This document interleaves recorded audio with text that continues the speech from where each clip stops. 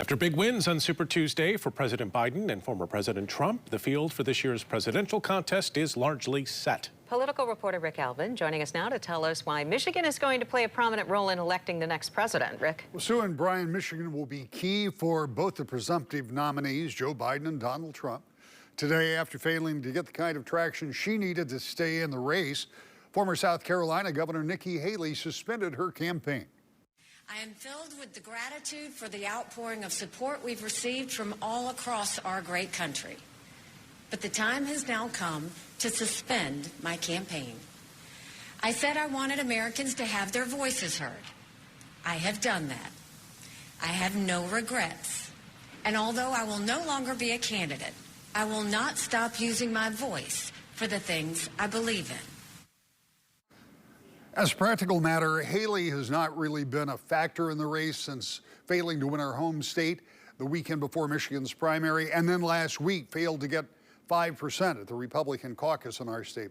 It takes 1,215 delegates to win the Republican nomination. As of today, estimates have Donald Trump at 995. Haley was at 89. So if we focus on who we believe the Democratic and Republican nominees are, here is what the general election showdown looks like. As estimated by the website 270 to win, right now Democrats, or Joe Biden, would control 226 electoral votes based on polling in the states. Now, according to that polling, he would win everything you see here in blue, and those would be typical Democratic states. So Republican Donald Trump estimated to have 235 electoral votes. Again, that would be everything in red, and again, what you would think of largely as traditional Republican or Trump territory. And that leaves up for grab about 77 electoral votes. It's based on these numbers. Now, Biden would need 44 more electoral votes. Trump would need 35.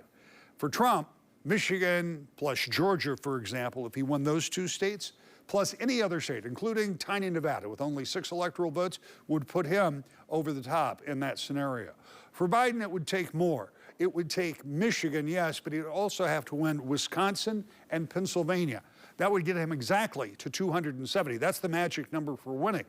There are a number of other combinations for both candidates, but Michigan is a must-win in many of those combinations. And coming up tonight at 6, we're going to talk about just how many different state groupings could put together and put either candidate over the top, and why one candidate has perhaps a larger historic need to win in Michigan. Sue?